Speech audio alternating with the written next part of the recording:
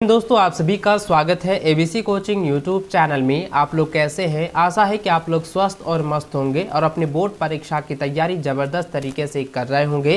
दोस्तों आज की इस वीडियो में कक्षा 8वीं विषय हिंदी के most important VVI objective question देखने वाले हैं जो कि आपकी बोर्ड की परीक्षा में पूछे जाएंगे। दोस्तों आप लोगों का लगातार जो है व्हाट्सएप पर काफ़ी सारे मैसेज आए हुए हैं, काफ़ी सारा सवाल आप लोगों का ये पूछा गया है और मैक्सिमम सवाल आप लोगों का है कि सर इस बार का पैटर्न क्या है। तो दोस्तों एक बार मैं याद दिला देता हूं कि आपका जो है इस बार जो बोर्ड की परीक्षा होगी वो ओमार पर ही लिया जाएगा, यानी कि सिर्फ जो है ऑब्जेक्टिव ही क्वेश्चन दिए जाएंगे। ठीक है। और दोस्तों आप हमारे चैनल पर पहली बार आए हैं तो चैनल को सब्सक्राइब करने के साथ साथ बेल आइकन को भी प्रेस करके ऑल पर सेलेक्ट कर लीजिएगा ताकि आगे आने वाली न्यू वीडियो की नोटिफिकेशन जो है आप सबों को पहले मिल सके। ठीक है। तो चलो दोस्तों क्वेश्चन की ओर चलते हैं। उससे पहले मैं इसके कुछ निर्देश के बारे में बता देता हूँ। तो दोस्तों मैं आपको बता दूँ इस बार जो बोर्ड की परीक्षा होगी वो आपका जो है ओमार पर लिया जाएगा, ऑब्जेक्टिव ही लिया जाएगा, जिसमें कि आपका जो है कुल प्रश्नों की संख्या 20 रहने वाली है और इसमें कि फुल मार्क जो है 20 रहने वाला है। ठीक है। आप इसको अच्छे से ध्यान में रखेंगे और सभी क्वेश्चन को आप अच्छे से रख लीजिएगा क्योंकि इनमें से कई सारे क्वेश्चन 100% जो है बोर्ड की परीक्षा में पूछे जाएंगे। तो चलो दोस्तों क्वेश्चन की ओर चलते हैं। तो देखिए सबसे पहला क्वेश्चन आपका एक गद्यांश दिया गया है जिसको मैं आपको पढ़ के यहाँ पे बताता हूँ। ठीक है। देखिए गद्यांश में दिया गया है कि स्वयं झरने से भी ज्यादा खूबसूरत मालूम होता है झरने के आगे की घाटी का दृश्य, पहाड़ों के बीच एक पतली सी नदी बहती जाती है, जैसे थर्मामीटर में एक पतला पारा हो। आगे भी एक पहाड़ मालूम होता है, ज्ञात होता है पहाड़ नदी को ललकार रहा है कि यहाँ तुम किसी प्रकार पार होकर मेरे आगे जा सको तो जानू। यहाँ पर नदी यूँ दिखाई देती है जैसे नदी के इर्द गिर्द पत्थरों का अंबार लगाकर उस पर झाड़ी उगाई गई हो। प्रकृति या परमात्मा ने अपने हाथ से यह सब किया होगा, अन्यथा मनुष्य जाति में इतनी सामर्थ्य कहाँ।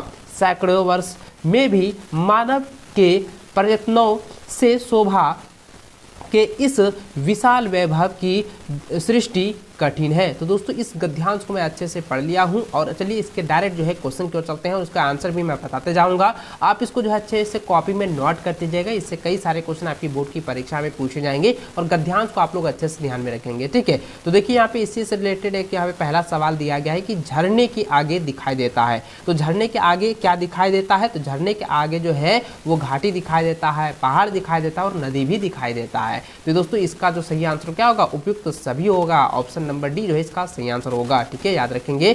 अगला क्वेश्चन जो है ऑप्शन नंबर 2 में दिया गया है। क्वेश्चन नंबर 2 है कि नदी को कौन ललकार रहा है? तो नदी को जो है वो जो है पहाड़ ललकार रहा है। तो कौन ललकार रहा है? पहाड़। यानी कि पहाड़ कहता है कि नदी को कह रहा है कि देखते हैं कि तुम कैसे पार हो जाओगे। ये नदी को न ललकार रहा था पहाड़। तो इसीलिए दोस्तों ऑप्शन बी जो इसका सही आंसर होगा।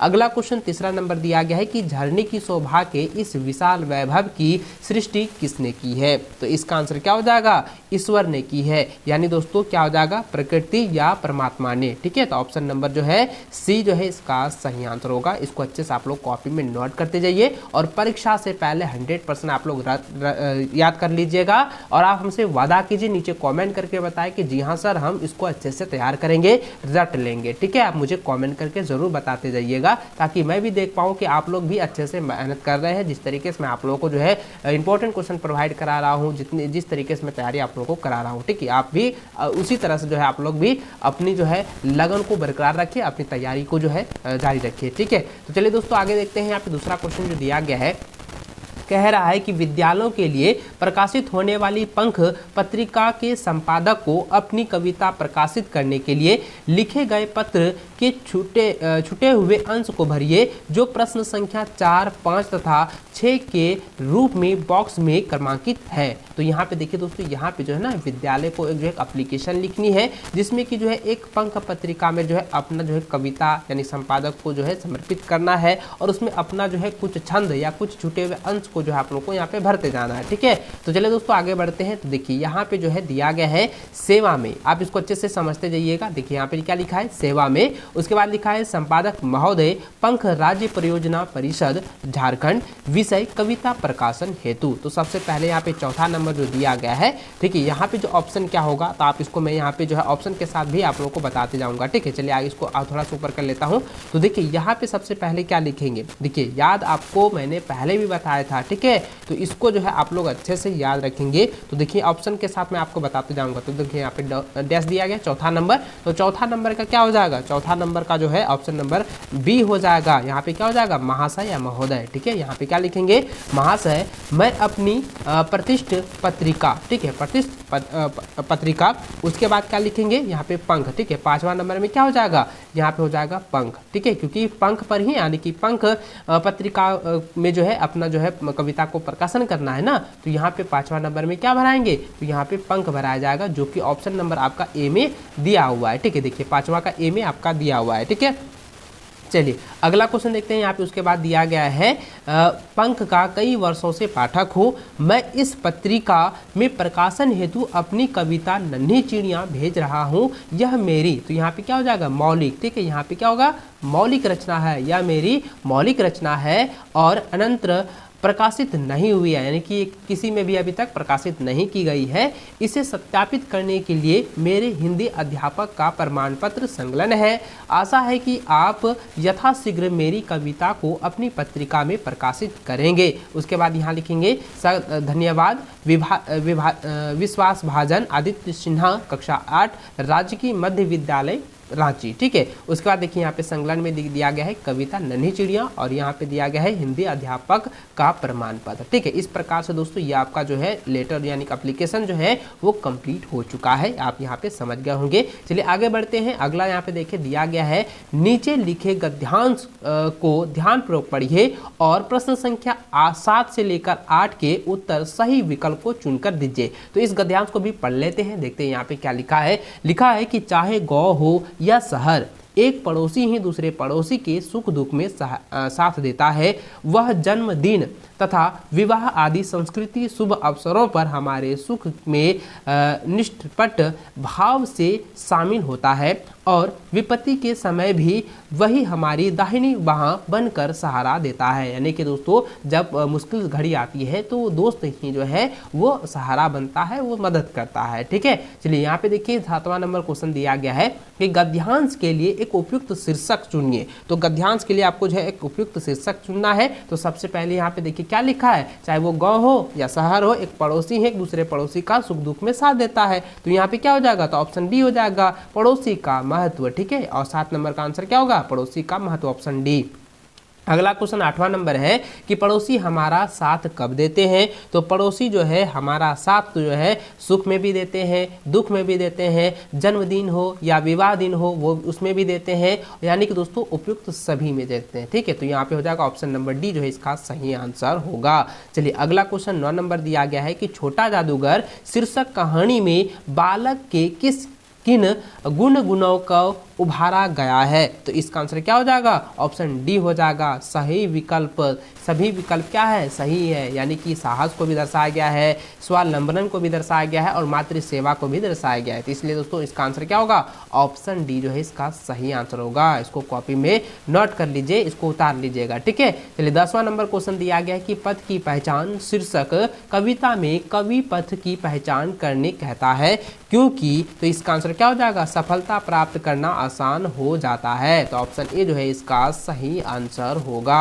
अगला क्वेश्चन 11 नंबर दिया गया है कि अशोक का शस्त्र त्याग शीर्षक एकांकी का प्रमुख पात्र अशोक कहाँ के सम्राट थे। तो इसका आंसर क्या हो जाएगा, ऑप्शन नंबर बी हो जाएगा, अशोक जो था वो मगध के सम्राट थे, ठीक है। तो ऑप्शन बी इसका राइट आंसर होगा। अगला क्वेश्चन 12 नंबर दिया गया है कि अमरूद को पेड़ या अमरूद का पेड़ शीर्षक पाठ में अमरूद का पेड़ अंततः काट दिया गया जिसका कारण था। तो उसका कारण क्या था, अंधविश्वास, ऑप्शन ए इसका सही आंसर होगा। अगला क्वेश्चन 13 नंबर है कि राम का भरत को संदेश पाठ किस महाकाव्य का अंश है। तो इसका आंसर हो जाएगा ऑप्शन सी हो जाएगा, रामचरितमानस, ऑप्शन सी इसका सही आंसर होगा। अगला क्वेश्चन 14 नंबर दिया गया है कि बूढ़ी पृथ्वी का दुख। जी हाँ दोस्तों, ये जो है काफ़ी इंपॉर्टेंट है, इसको अच्छे से रख लीजिएगा। यहाँ पे सवाल एक बार फिर से पढ़ देता हूँ। देखिए लिखा है कि बूढ़ी पृथ्वी का दुख शीर्षक कविता में बूढ़ी पृथ्वी को किस बात का दुख है? तो इसका आंसर क्या हो जाएगा? ऑप्शन हो जाएगा सी, यानी कि प्रकृति का दोहन होना और प्रकृति का प्रदूषण होना, ये सभी जो है ये बूढ़ी पृथ्वी को जो है काफ़ी दुख देती है। तो इसका आंसर क्या हो जाएगा? ऑप्शन नंबर सी जो है सही आंसर होगा। विकल्प ए और बी दोनों हो जाएगा। ठीक है, अगला क्वेश्चन 15 नंबर दिया गया है कि अपराजिता। ठीक है, अपराजिता शीर्षक पाठ में अपराजिता कौन है? तो अपराजिता कौन है? वो डॉक्टर चंद्रा है। ठीक है, तो ऑप्शन बी इसका सही आंसर होगा। अगला क्वेश्चन जो है यहाँ पे देखिए 16 नंबर दिया गया है कि भीगी बिल्ली बनना मुहावरे का अर्थ है। तो भीगी बिल्ली का मुहावरे का अर्थ होता है डर जाना। तो ऑप्शन ए इसका सही आंसर होगा। अगला सवाल है कि परोपकार का संधि विच्छेद है। तो परोपकार का संधि विच्छेद क्या होता है? आप मुझे कमेंट करके बताएं, मैं बार बार इसको बता चुका हूं। ठीक है, चलिए मैं इसका आंसर बता देता हूं। परोपकार का संधि विच्छेद होता है पर जोड़ उपकार। ऑप्शन बी इसका सही आंसर होगा।